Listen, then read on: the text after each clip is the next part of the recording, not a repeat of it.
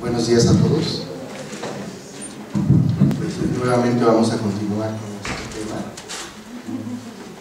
y vamos a retomar un asunto que me parece que se traslada a una vertiente de la antropología y va relacionado con el texto de Clifford Geertz de la interpretación de las culturas, cuando él plantea que evidentemente nosotros como antropólogos tendríamos una interpretación de segundo nivel, porque evidentemente la interpretación del primer nivel le corresponde a Ana, que finalmente termina siendo una interpretación.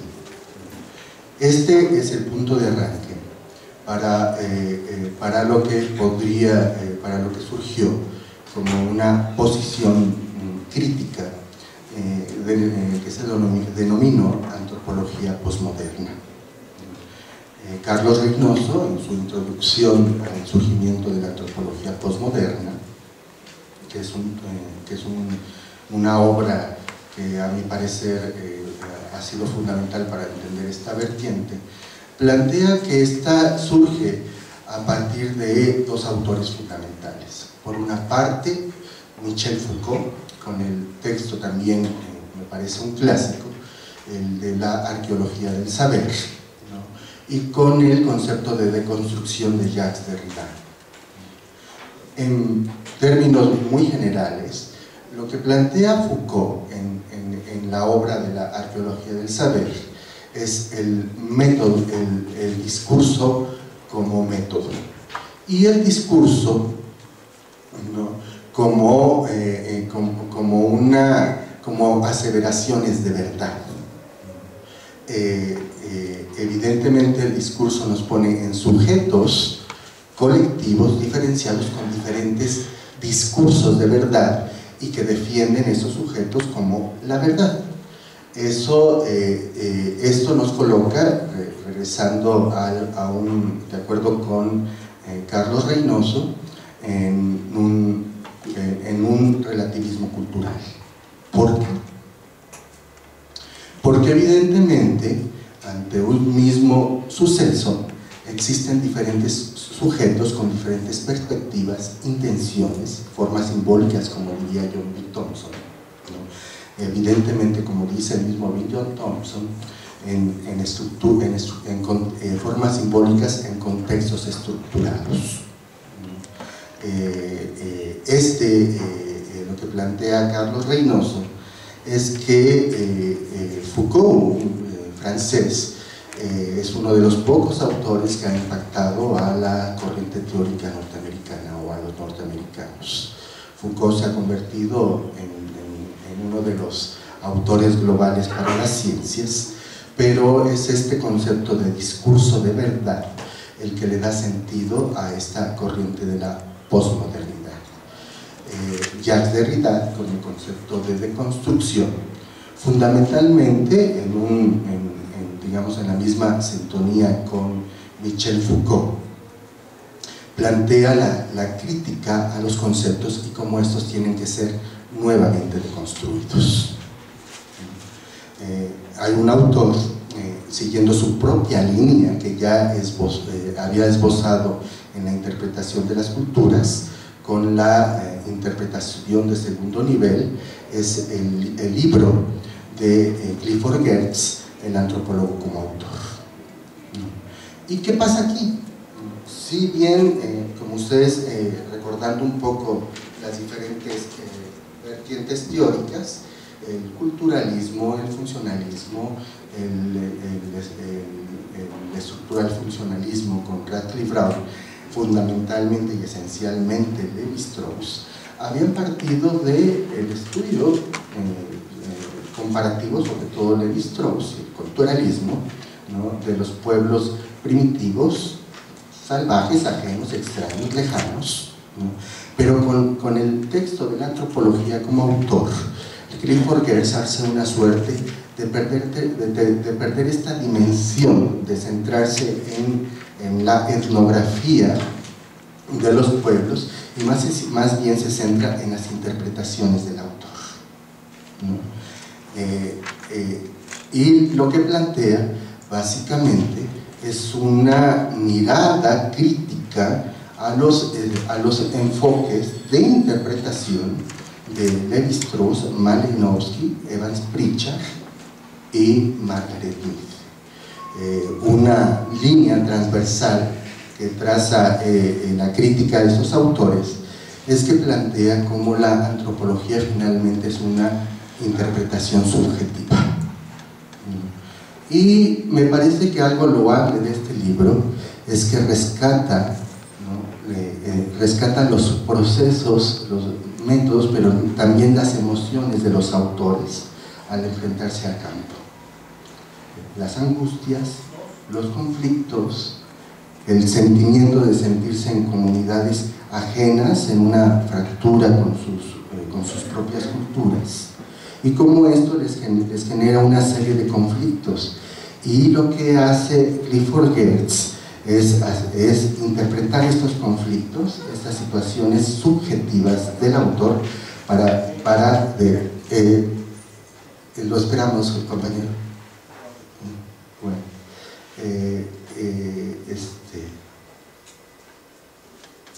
soy bien distraído, perdone, voy en una liñita, yo me distraigo, disculpen, es algo de mi personalidad. Pero lo que traza, digamos, en términos de estas interpretaciones es esta subjetividad, y cómo esta subjetividad va en una interpretación de las culturas. Pero además de esto, cómo es que la cultura de los antropólogos les hace ver las culturas diferentes. Y que de cierta manera, y esto abre varias interrogantes que se va resolviendo con la antropología posmoderna.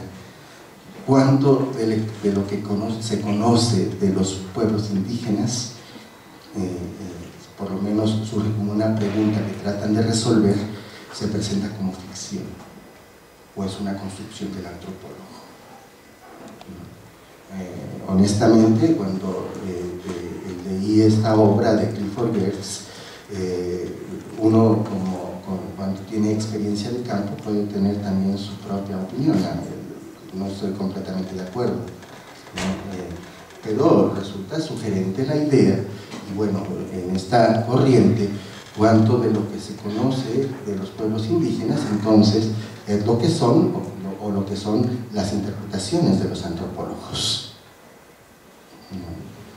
Y desde ahí, digamos, no solamente eso, sino además la escritura que se conjuga entre el dato etnográfico y la literatura. Digamos, el discernimiento que hace de estos antropólogos de las diferentes corrientes, que eso también se me hace sugerente en la obra de Clifford Geertz, también nos coloca en el uso de la escritura, generalmente conjugando el dato etnográfico con la literatura. Esta obra fue muy importante porque abrió el parteaguas precisamente para el surgimiento de esto que se denominó la corriente del posmodernismo. El libro, les vuelvo a repetir, del surgimiento de la antropología posmoderna resulta sugerente porque precisamente nos pone en este contexto. Otro de los autores que, digamos, y que nos hace pensar en estas posiciones de la antropología posmoderna y que sirve incluso como referente para tener sustento, es el libro de Edward Said, del orientalismo. ¿Por qué? Edward Said, de origen palestino, con un doctorado en Estados Unidos, me parece que es Franklin, no recuerdo bien el dato, pero vive en Nueva York, y él se plantea bajo el conocimiento de su propia cultura y dice cómo lo que conocemos de Oriente ha sido una construcción de Occidente. Y esto no necesariamente es lo que es Oriente. Por eso, el concepto o a esta interpretación de segundo orden, o de segundo nivel, es lo que llama un orientalismo. Es decir, las construcciones que ha hecho Occidente de Oriente, y que no necesariamente es Oriente. James Clifford, que es uno de los autores favoritos, por lo menos para mí sumamente claro, muy interesante planteamiento, porque parte de estos presupuestos, un elemento fundamental es en lo que plantea Clifford Geertz, en el estar allí, que los antropólogos hacen referencia en sus etnografías, el estar allí. Pero James Clifford lo completa con una frase sugerente que nos lleva a la cuestión de la autoría, porque el estar allí se complementa con el estar aquí. ¿Y qué significa esto? Evidentemente el trabajo etnográfico, la presencia etnográfica, la observación participante y todos los métodos de los etnógrafos, etnólogos y antropólogos básicamente están en nuestras metodologías, las entrevistas a profundidad, el diario de campo, la observación participante, que nos hace estar allí. Pero el estar allí también está modulado por nuestra posición de estar allí, como ajenos, extraños, y además interpretando, haciendo correlaciones. Y el estar aquí, cuando plantea James Clifford, es que pasamos un tiempo en trabajo de campo, conviviendo con estas culturas,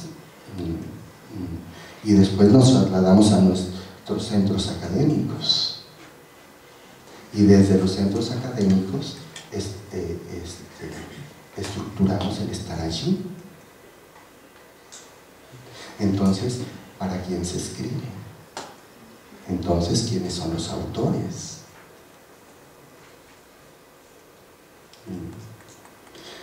Y porque además, finalmente en esta cuestión de las interpretaciones, lo que plantea James Clifford es que los autores verdaderos quedan diluidos, quedan ausentes. Y el autor, entonces, emerge, el antropólogo emerge entonces como autor. Entonces, cabe la pregunta: ¿la etnología es ficción? ¿Es construcción del antropólogo? Y James Clifford, en el último apartado de su artículo, plantea algo sumamente interesante que me parece que después se retoma: la cuestión efectiva de la autoría. Y recurre a otro autor, a Renato Rosalto. Y él plantea como Renato Rosalto, cuando estuvo haciendo trabajo de campo, siempre en un sentido sincrónico, planteaba las preguntas. Y cómo en una suerte de las mismas informaciones, la gente le planteaba los procesos, el sentido de la historia, la cuestión de los mitos. Y Renato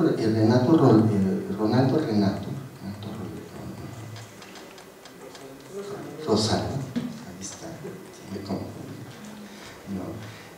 empieza a tener este sentido diacrónico de la construcción de la historia a partir de la memoria.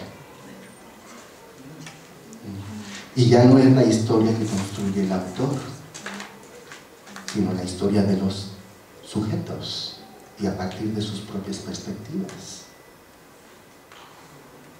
Entonces aquí el problema es la autoría y el reconocer quiénes son los autores de la información, y que evidentemente andar en estos espacios académicos finalmente nos lleva a unas inercias de la ciencia en donde nos postulamos como autores. Pero esa es la pregunta: ¿en qué sentido somos autores? Pero también nos lleva a la pregunta, en esta antropología postmoderna, ¿cómo es que estamos allí? ¿Y cómo presentamos las informaciones? Y James Clifford, empieza a abrir una beta que se me hace muy importante, porque igual que otros autores, porque empiezan a colectivizar la autoría.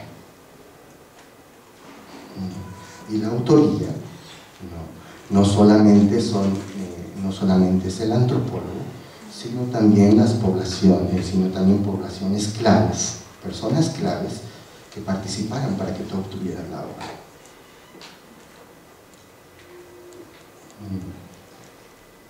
Y entonces, aquí esta noción que teníamos de informantes clave adquiere otros sentidos, porque también son actores.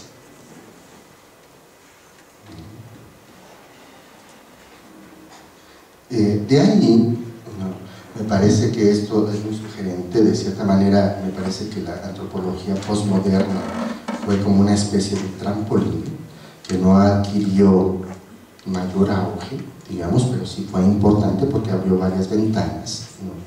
Pero una de las ventanas que se abren y que me parece que voy a retomar, ¿no?, es el perspectivismo.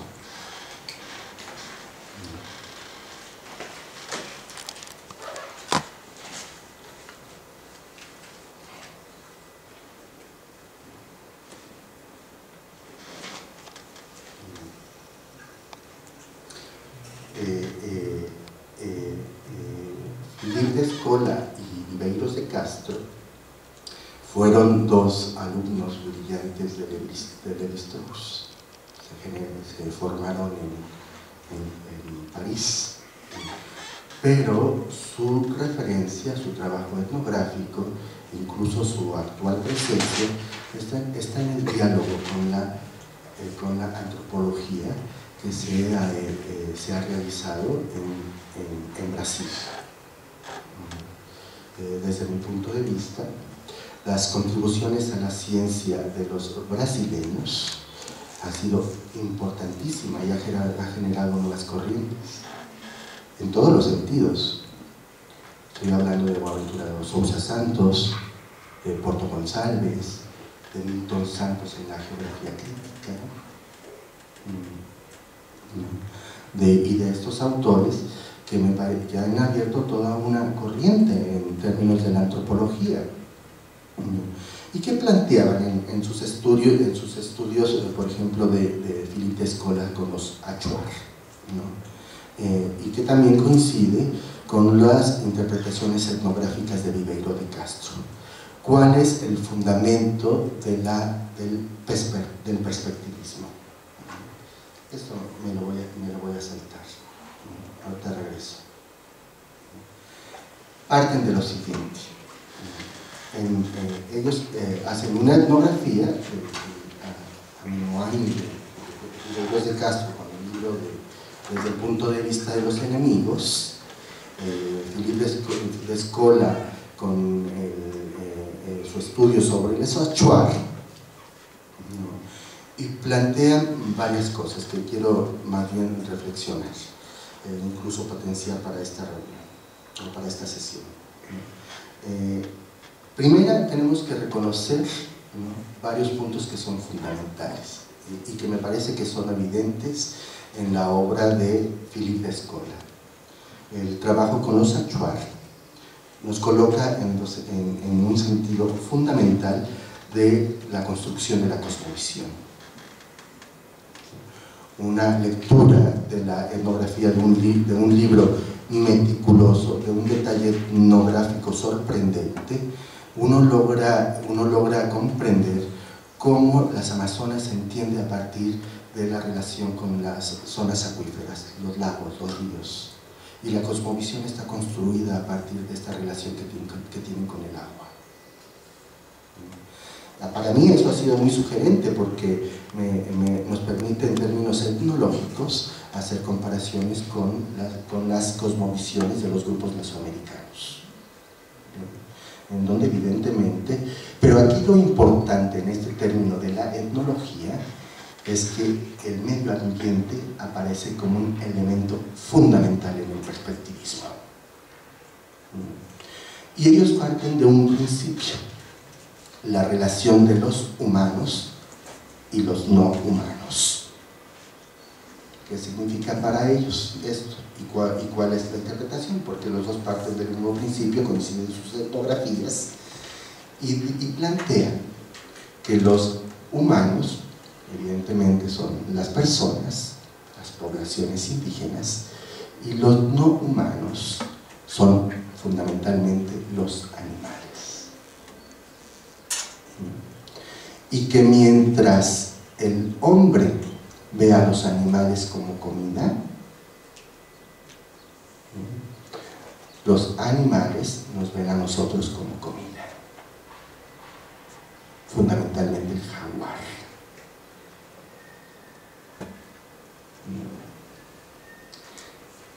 Y que al igual que los humanos, ellos también se comportan como sociedad, tienen agencia. Y parten de otro principio, que es lo que nos distingue. Y lo que plantean es que la clave está en la fisicalidad. Tenemos cáscaras diferentes, pero interioridades iguales. De ahí adquiere el sentido el perspectivismo, porque el perspectivismo son diferentes puntos de vista, diferentes perspectivas.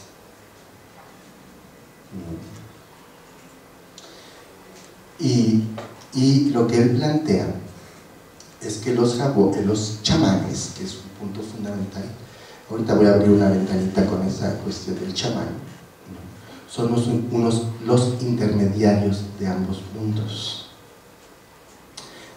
El chamanismo, voy a recurrir a Robert Hamilton, hace una crítica muy fuerte al chamanismo, porque es un concepto que viene de los estudios etnográficos en la Siberia. Michel Eliade hace unas interpretaciones metiendo el psicoanálisis, pero aquí lo fundamental que plantea Hamilton es que este concepto se ha vuelto también un concepto de dominación, y a todo lo que se hace referencia a estos patrones, si le nombramos chamanes, en lo que plantea Robert Hamilton, esto es un error, porque globalizamos en un mismo concepto, ¿no?, a procesos diferenciados. ¿No? Los estudios que se han hecho en los últimos años sobre esto que han llamado chamanismo, ¿no?, en términos mesoamericanos le llamamos nahualismo, ¿no?, y que en términos mucho más locales pues tienen sus referencias en términos de las lenguas, ¿no? Entre los choles les llaman los huarte, porque es el arte de transformarse. ¿Y por qué tiene sentido el náhuatl? Y voy a recurrir a mi experiencia etnográfica en Chiapas, ¿no?, para explicar este proceso, que tiene también, digamos, connotaciones muy parecidas en el centro de México, aunque hay algunas diferencias, ¿no? ¿Qué sentido tiene el brujo? ¿Para qué se convierte en animal? Fíjense, por una parte, lo que hace el nahualismo entre celtales y tzotziles es que se puede transformar, un brujo se puede transformar en animal, y se transforma en animal para espiar y para hacer daño. Entre los celtales y tzotziles plantean que los brujos más fuertes, más poderosos, son los que recibieron el don de nacimiento, ¿no? Otros lo adquieren porque les dio un rayo, ¿no? O, entre los choles, por ejemplo, está en cuestión de decisión, porque un curandero se puede convertir en brujo, ¿no?, pero siempre y cuando ya mantenga una relación con el mero diablo, ¿no? Pero ¿cuál es el sentido?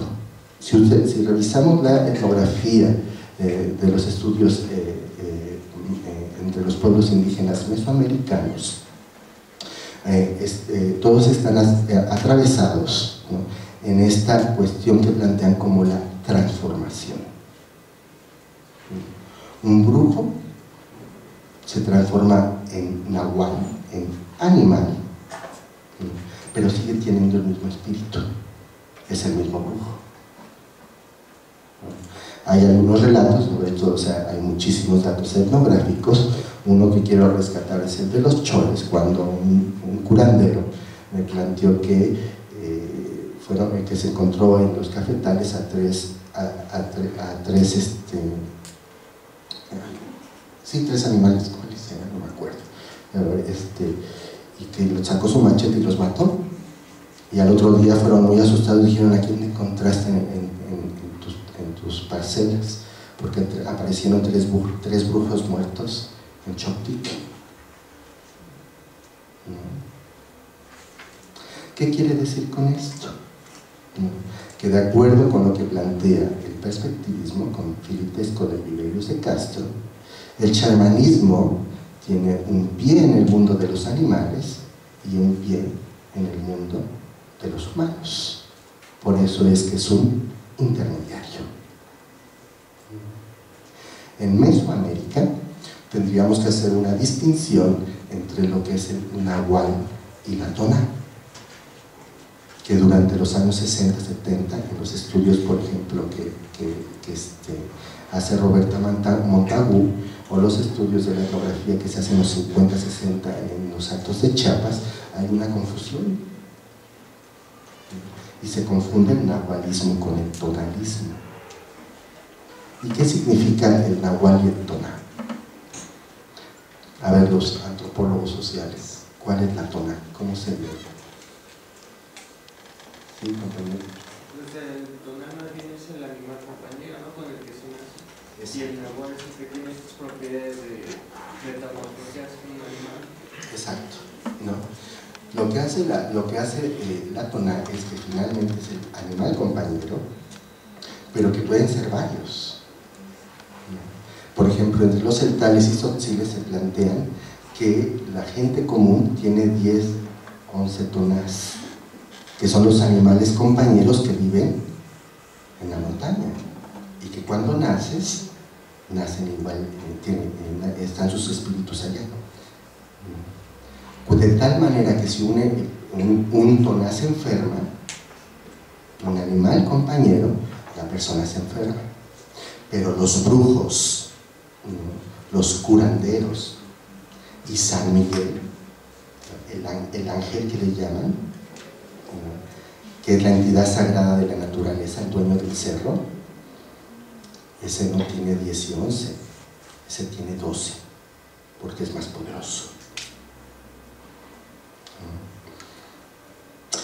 Y esto marca una diferencia, porque hay una construcción diferenciada, ¿no?, entre lo que significa el cuerpo y el alma, y que no necesariamente corresponde con las interpretaciones occidentales, ¿no? Entre los celtales y los tzotziles, por ejemplo, la construcción de la persona, ¿no?, se divide en 3 partes.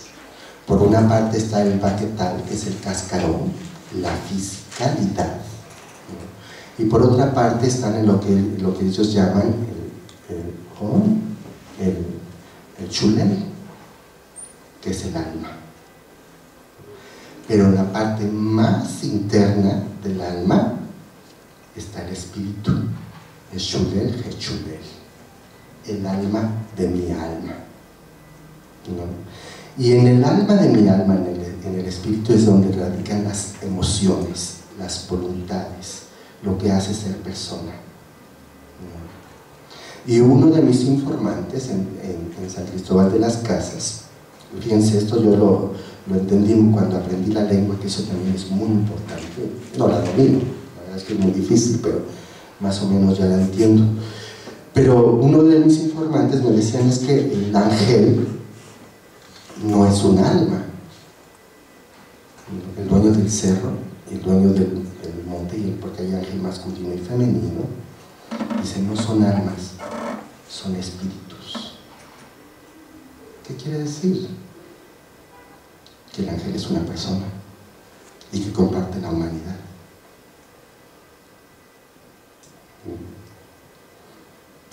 eso cuando ellos entienden que la enfermedad es cuando el espíritu se sale de la persona. Primero se sale del cascarón del alma y después se sale del baquetal, y es cuando la gente se muere.